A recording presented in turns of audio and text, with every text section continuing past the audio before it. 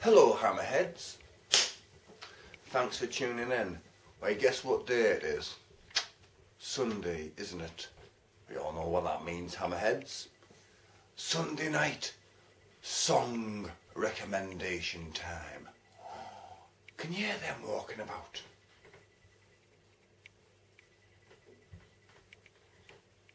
Yes, it's them, the beady, weirdy weirdos. Bang, fud. You're shouting at her now, nagging her as usual. Can you hear that? Anyway, Sal has just left, plundering my fucking beer out of my fridge, right? And she's gonna get another can and went, oh no Sal, leave me beer alone, I need some for later on. And you know what I mean? She would have already left me with 4 cans or something, and we were gonna review Warning by Black Sabbath, because I introduced her to Black Sabbath's first album last night, you know, and she couldn't believe how good it was. And, oh, how come I haven't heard this before then, you bastard, because she's from Essex. And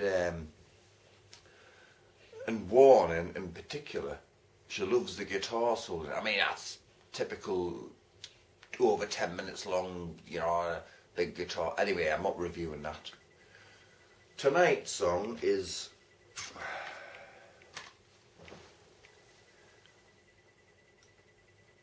the album Waterloo Lily, right? My favourite song by these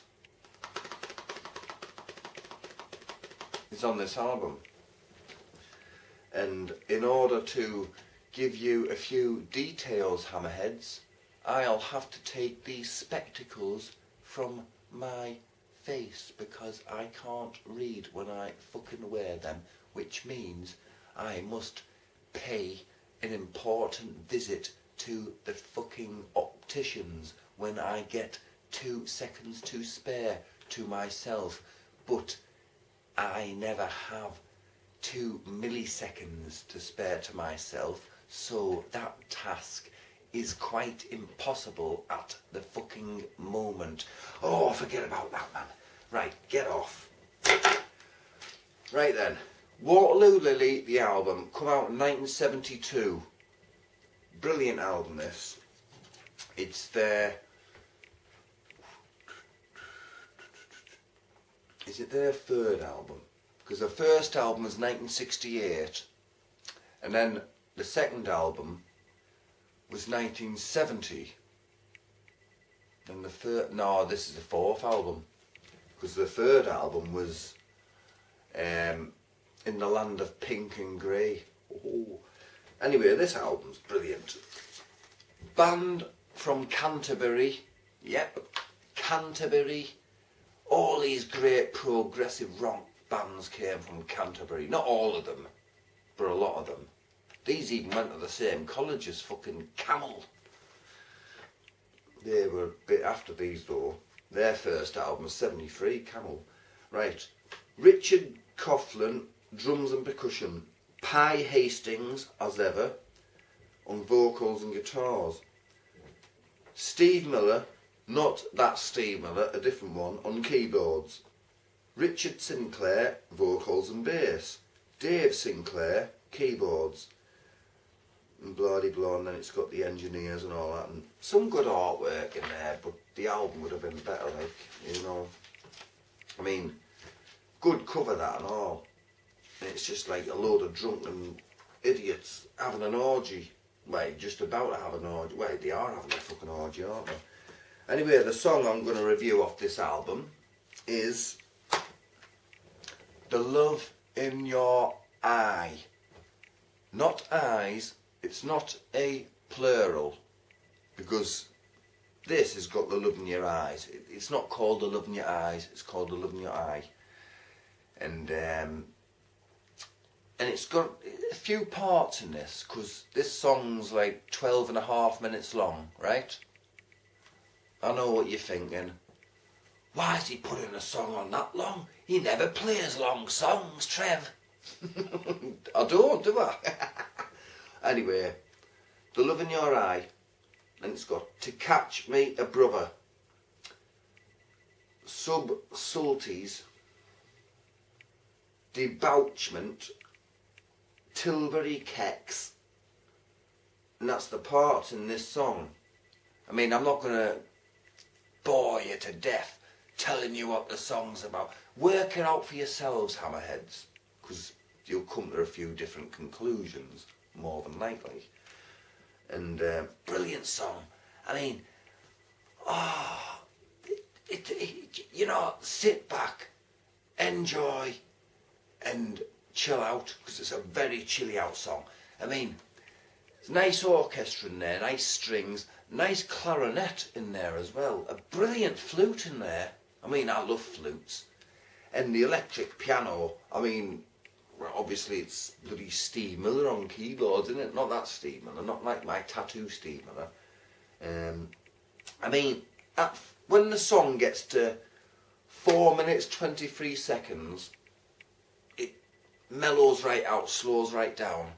Then the guitar solo starts. Then not long after that, you hear the tambourine. And then that goes on. It's like the guitar effect is using there as well. It's like, sounds like it's underwater or something. It's good. And then you get to 6:56, right? The guitar solo's finished.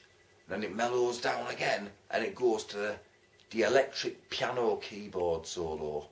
Brilliant. And it echoes. It's like, I love electric pianos and all, very nostalgic. These echoes, like, and it's one of the, I'll tell you what, the bass in this is fantastic as well. The drum, it's one of them songs, right?